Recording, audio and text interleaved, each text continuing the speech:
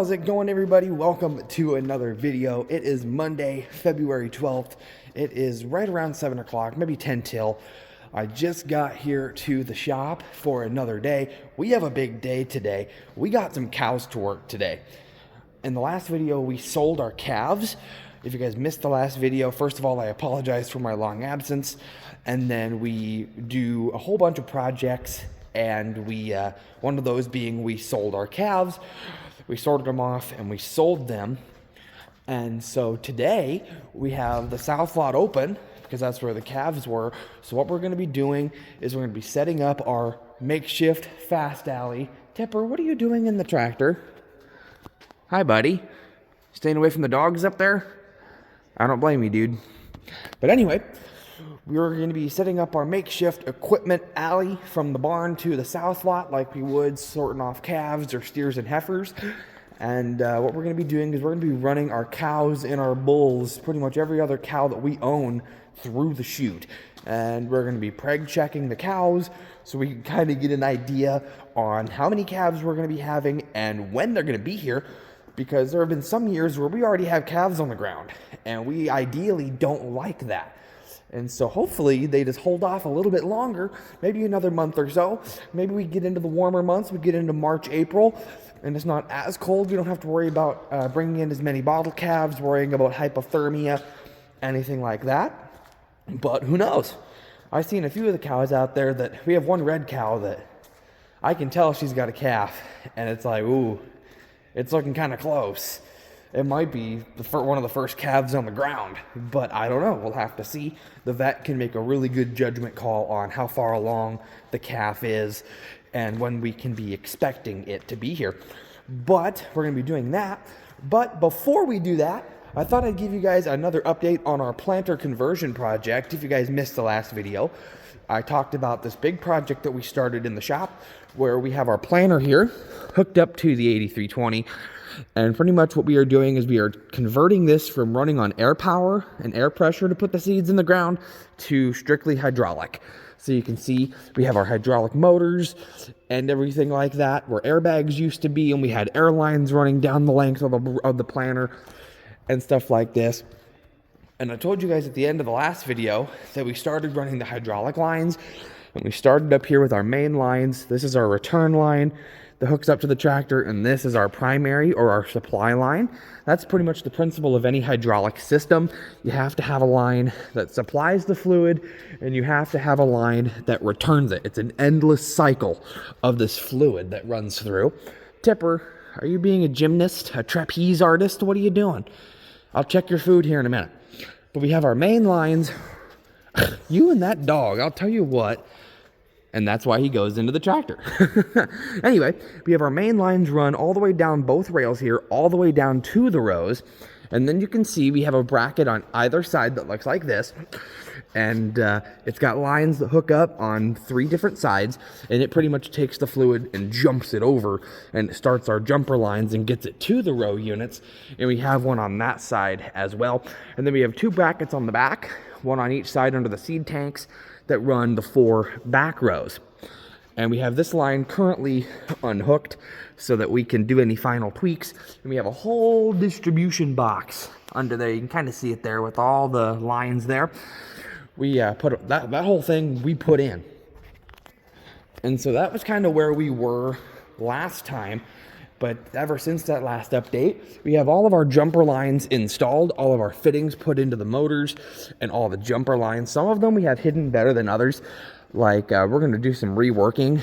We're going to use some 90 elbows, and we're going to kind of conceal this a little bit. 1, so it's not flapping around, and 2, so it just makes the planter look a little better. Because I prefer this connection over this one, because you can't see it. It looks good.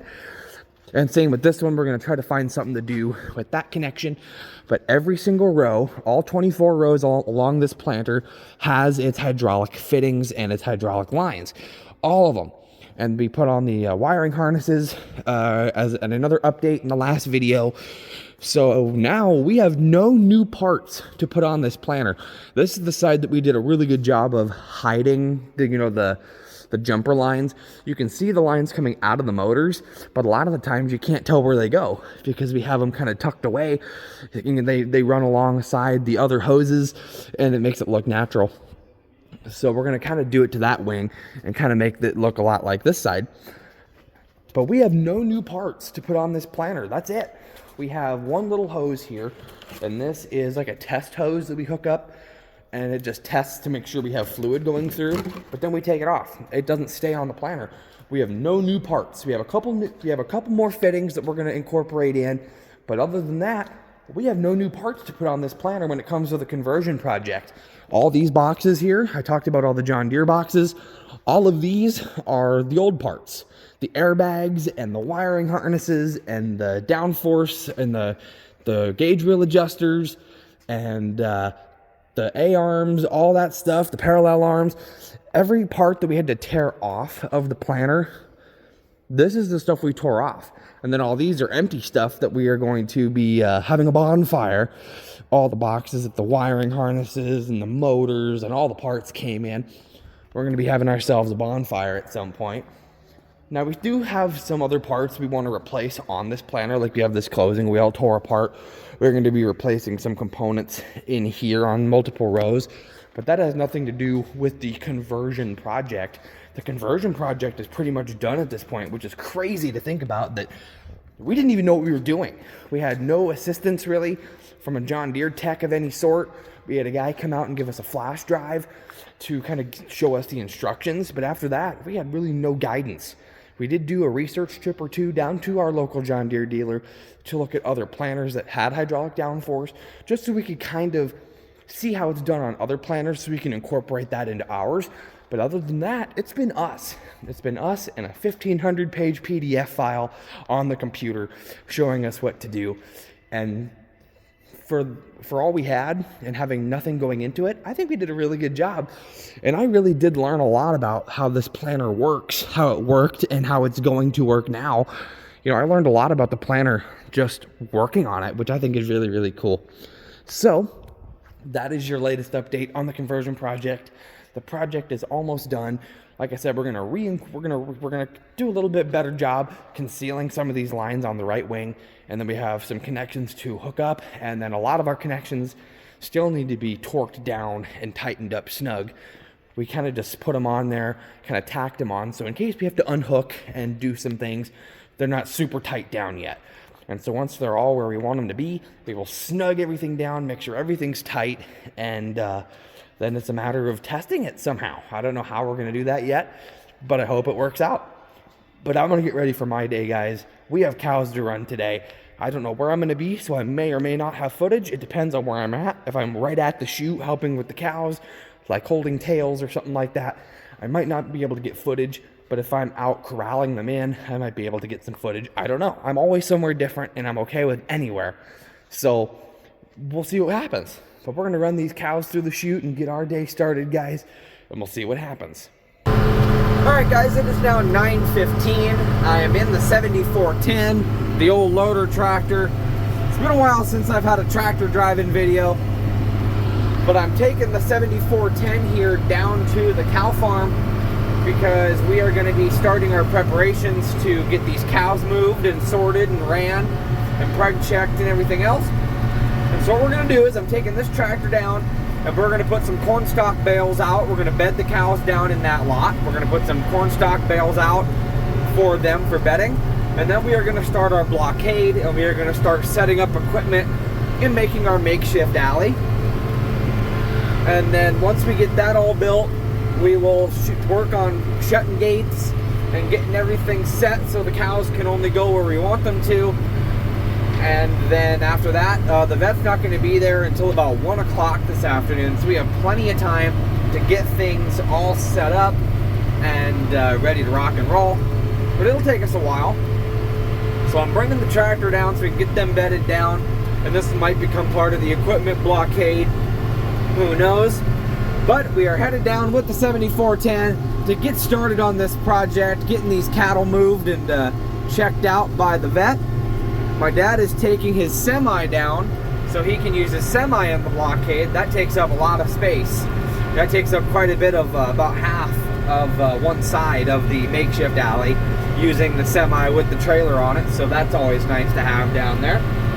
So I'm gonna go ahead and get this tractor over there and we're gonna get started.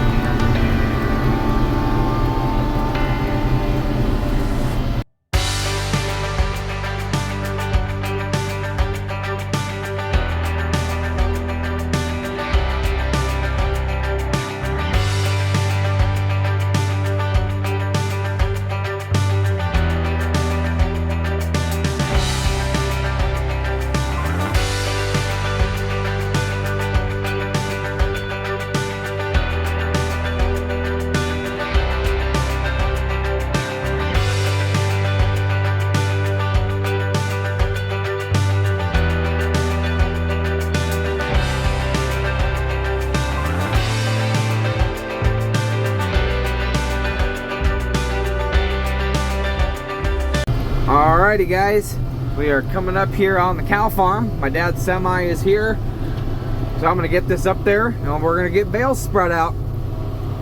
Alright, there goes the 7410, headed up to get another bale. We just put one bale out here. I cut the netting and got it out of the way, and Scott used the tractor. And pretty much we just move it around, we shake the bale, we bounce it up and down on the loader and let the bale fall apart a little bit so it can be spread. But even here, you can still see this part of the bale. You can still see that this is still tightly baled. It's still like the core of the bale, but it's all unwrapped. It'll be nothing for them bulls to throw their heads in and rip this apart. The bulls really love to jump in it and tackle it like it's football and spread it around like there's no tomorrow. So that's gonna be no big deal for them. But we, as I've explained before in videos, we bale up some of our corn stalks so that we can provide a nice, warm, dry place for the cows and calves to lay. And a lot of times, some people don't bale stalks. We don't bale all of our stalks. We don't go to every cornfield and pick all the stalks off, because we do want a lot of the corn stalks to stay on the field, because what will happen is these corn stalks will break down when they're still in the field after harvest. They break down, they decompose, and it fertilizes the soil. So it's not hurting a thing leaving it. But with us having cattle, we do like to have some that's raked up and baled up and brought home so that we can do this and provide bedding for our cows for the winter and into the spring for a little bit. So we do bale some. If you go to the end of harvest 2023 video, I actually raked up corn stalks that day, and we ended up baling 47 bales out of what I raked that day. So you can kind of see the raking process and the baling process and kind of how that works for the corn stalks, for them to get right here where they're at, where we're cutting them open and spreading them out for the cows a little bit, and then the cows will do the rest of the work, like you saw in the last video with the calves spreading this stuff around before we sold them. So Scott's gonna bring another bale down and I will slice it open. We are doing a bunch of work getting everything ready for the bigger cows. We're converting our feed bunk. We had some bars over it so that the calves couldn't get out, but they could still stick their head through. We're taking those bars off because now we're putting big cows out here, so they need more space to get their bigger heads through. So we're converting the bunks, we're gonna close gates, and we're gonna start setting this thing up. All right, guys, it's now about 12:15. We just left the shop from having a lunch break. We got the chute all set up with the way we want it to run the cows through today, and we got everything set up except for one little gap that we'll plug with a pickup once the vet gets there and gets all their equipment into the barn. We're gonna go ahead and head on over there right now, and we'll go ahead and round the cows up, get them out of the lot and get them in the pen so that they're ready to just open up the gate, send some into the tub, and start sending them through the chute system. We got our chute all set up with all the equipment that we need. So now it's just a matter of getting down there, rounding up the cows, and getting ready for the vet, and I'll show you guys how we have it set up. All right, guys, it's about 12:30 now. Me, Dad, and Scott went out into the cattle lot here, and we got the cows and the 2 bulls locked up in the pen that goes all the way into the tub. So they are in and ready to run through.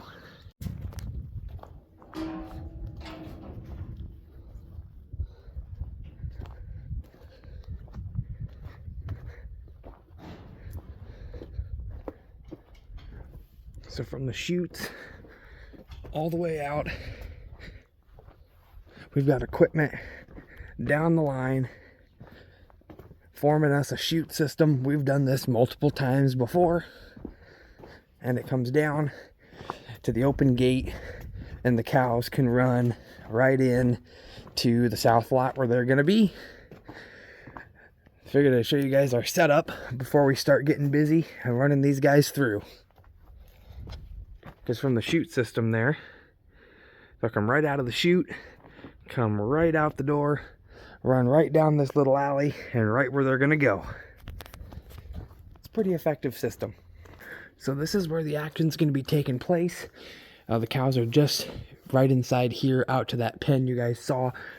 They'll run in, come through the tub, and then one at a time they'll come up the alley into the chute. We'll do shots, preg checks, whatever, and we'll send them out. As soon as the vet gets here, we will begin. You can see that there's the outside pen there that I showed you. All right, guys, it's now 2:40. I'm just now leaving the cow lot with the 7410. We got done running cows. I was not able to get any footage of actually running the cows this time because I was in a position where I needed to be on full alert. Me and Dad were the ones responsible for bringing the cows in from the pen and bringing them into the tub. So I had one hand on my sorting stick, and the other hand I had on the gate so I could slam them shut and get them shut before a cow could kick it and send it back and hit me in the face. So I could not record for you guys, but really good news out of the deal. Apparently, I guess I don't know the total number of cows, but we have 2 bulls, so of course they're not pregnant. But out of all the females, we only had 2 that were open, which is awesome. We thought maybe with the drought we had this past summer, they would not breed very well. But we only had 2 of the females not pregnant, which is awesome. That means we're gonna have an amazing calf count. And then they all moved all right, and we didn't have any escapees escape from our makeshift chute system. So I can't complain about that. But really, like I said, I'm proud of that. That's awesome that we have a lot of calves. One of the things that I think that they might do this year is we might sell a bunch of those cows before they have their calves. A lot of times some people will take their bred cows down to the sale barn and sell them as bred and sell them when they're pregnant, so they sell for a little bit of a higher price. That's just an idea that is floating around. We might do, we don't know yet. But when it comes to when we're expecting the calves, the average number that I was hearing was a lot of them are about 5-6 months along. So that means definitely we aren't having them till spring. I think the closest one was 7 months, and cows normally are pregnant for 9 months, a lot like humans. So guaranteed we'll have a lot of spring calves, which is awesome. Some of them were only like 60 to 90 days along, so only like 2-3 months. So some of them are a lot farther along than others, but guaranteed we aren't having any till spring, which is also a really good sign. We don't have to worry about them being born in the really, really cold weather, unless who knows what the weather's going to be like. I'll say that. I'll be like, oh, we don't have to worry about the cold weather, and we'll have a cold spell come through in like April. Watch, it's going to happen now that I've said it. But very good results today. It was really, really fun. I always love running cows. It was kind of cool too, because the vet that comes out and does that, he's a good guy. He had I don't know if it was an intern or a student or someone with him. She was there kind of learning the ropes, and she preg-checked a couple cows after he would to kind of get some experience. She's learning in the veterinary field. So we were kind of joking around with her, and there was one cow that came through. The vet was like, well, this one's kind of funny. I want you to check her for me. because he checked her, and what ended up happening was she had a firm rumen, so he wanted to teach her how to find the calf when the cow has a firm rumen. And she got in there, and she goes, "Why is this one fun?" And I said, "Oh, psych, that one's a guy." And everybody just started laughing. So we always have fun with the vet team, and we always have a good time. But we already tore down our corral system, and everything is getting moved back. So we are headed back to the shop now. We're gonna get the final pieces of equipment parked and out of the way, and I'll say that's a project well done. Big day today, folks. I'm at the hog barn. We have 8 loads of pigs, overstock pigs, to send out. Looks like 3 of the 4 trucks are here. We're doing 4 trucks, 2 loads apiece. Nice looking rigs. All right, guys, it's now Wednesday, March 6th. It is just after 10 o'clock in the morning, and we are out here in the field today. We are working on another big project to prepare for the planting season and all the field work that we have to do that comes with it.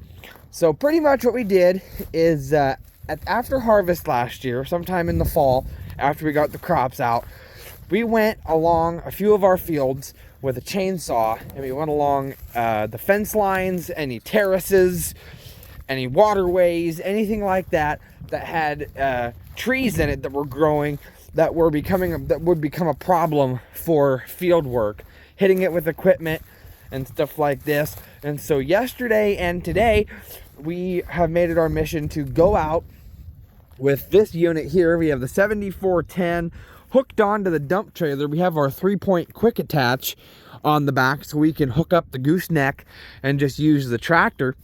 And we have a big load of brush here, but we are clearing out all the limbs that we cut down, and we're bringing them back here. We're kind of just on the other side of this little creek here in this area of tenure, and we are going to dump it out here so it's out of the way. It's not going to hurt anybody, not going to hurt any equipment. But the problem is, this is only our first load, and we've been at it for about an hour or so. And the problem is, we brought it down here, and we went to our handy dandy remote and pushed the button to bring the dump trailer up, and it wouldn't go up. And we noticed that this fuse was blown, and we had a problem with our ground cable. Our ground cable, you can see this is our ground cable here.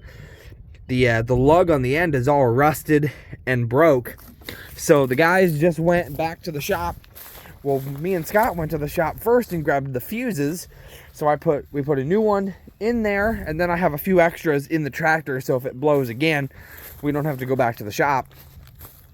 And when that lug broke, the guys just left to go back to the shop to get the electrical equipment so we can chop that off and get a new lug, crimp it on, and get it all hooked back up. So we should have a nice solid ground once again, so that we can dump this first load and get it out and take it back up to the terrace and keep on going.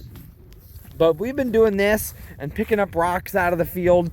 That's just one thing, something little that really helps in the long run. Getting all the stuff taken out that'll hurt the equipment, because the equipment's expensive. And so if we can, any preventative maintenance that we can do to the ground to avoid any major expensive problems, we're gonna do that. So removing any big rocks that we see, removing any tree limbs like this, especially along the fence lines. If you have a windstorm and a tree limb comes down or something like that, we like to drive around the perimeter of the field, follow the fence line, see if there's anything we need to pick up, so that we don't discover it when we're planting and we have to stop planting to clean it up. Getting it all cleaned up now so we can be rest assured when it's time and we're ready to put the tractor out and start planting, we can just go. And that's what we're gonna do.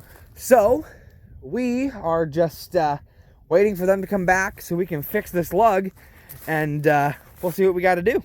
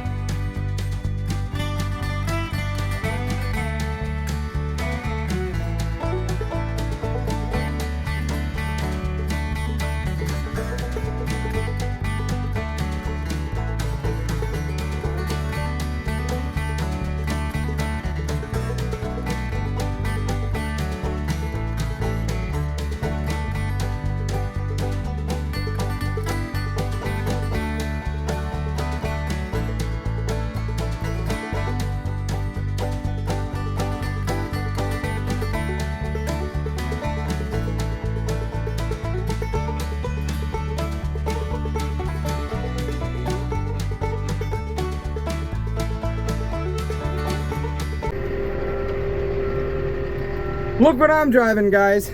I'm backing the sprayer out. I'm gonna take it up to the shop because we need to do an oil change on it. I need to, the thing about this is it's a hydrostatic, so you can see it moves this. So all I gotta do is move it around so I don't hit the planter tractor behind me. Just kind of spinning around here. Turn my wheel the other way. My backup beeper will come on. I just don't want to hit the planter tractor behind me. But I'm driving the sprayer. Oh yeah, I got her now. I won't hit the tractor. I'm just kind of weaving it out of here. I'll pull my hydrostat back just a little bit. There's plenty of mirrors, plenty of wiggle room. I'm driving the sprayer. I'm gonna get this up here to the shop so we can change the oil in her. Well, I moved it up to the shop and we're gonna actually bring the semi out. So I brought the wheel down, I'll start it up. Okay. And then what I'll do is I'll rev my throttle up a little bit. And then I'll move my hydrostat back just a little bit and back her up. This is just like how the combines work. They have a hydrostatic. So I'll just back it up. Gonna pull it out of the way so that the semi can come out.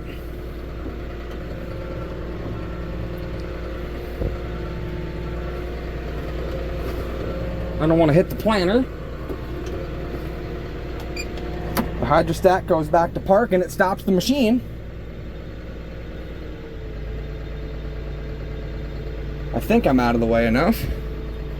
But yeah, we just had to air up a tire so that we could move it out and change the oil. We changed the oil in the 8320 the other day, and we're doing some maintenance on the skid loader as well.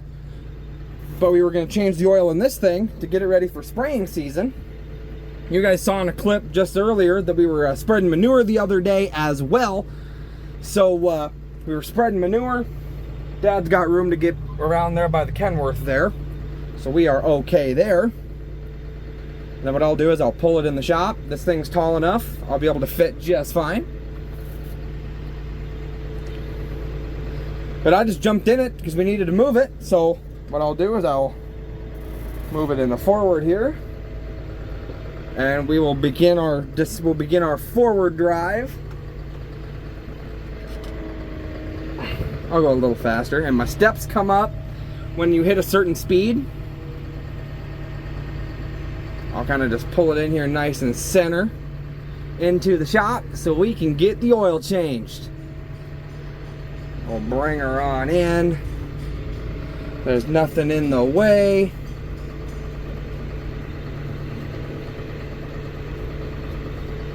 I'll say right about here will work. Right here in the way. We got all our chemicals in last week, so we're ready to start spraying when it comes to the chemical side. I throttled her down, and now the key gets shut off. My stairs will go down, and I just drove the sprayer. All right, guys, future Josh here. I'm in my apartment editing this video, and I decided I have quite a bit of footage. So what I'm gonna do is I'm gonna chop it right in half, and I'm going to end this video here, and I'm gonna have a part 2. We're gonna just have a whole nother video, keeping up with, jumping right back where we left off. I pulled the sprayer into the shop so we could change the oil. So the next video will kick off. We're gonna change the oil in that sprayer, and then we're gonna keep doing what we've kind of been doing and do different projects to get us ready for spring field work with planting, cultivating, spraying, all that. We are gonna jump right back in and start working on some more of those projects. So if you guys did enjoy this video, running the cattle and driving the sprayer and all our little projects, if you guys did enjoy it, smash the like button on this video. Spread the word of the channel, guys. Thank you guys so much for watching. The next events, part 2 of this is coming out soon. So stick around and wait for it. It's coming soon. So hope you guys enjoyed this video. Hope you guys come back for the next one. Thank you guys so much for watching, and I'll see you guys in the next one. Bye, guys.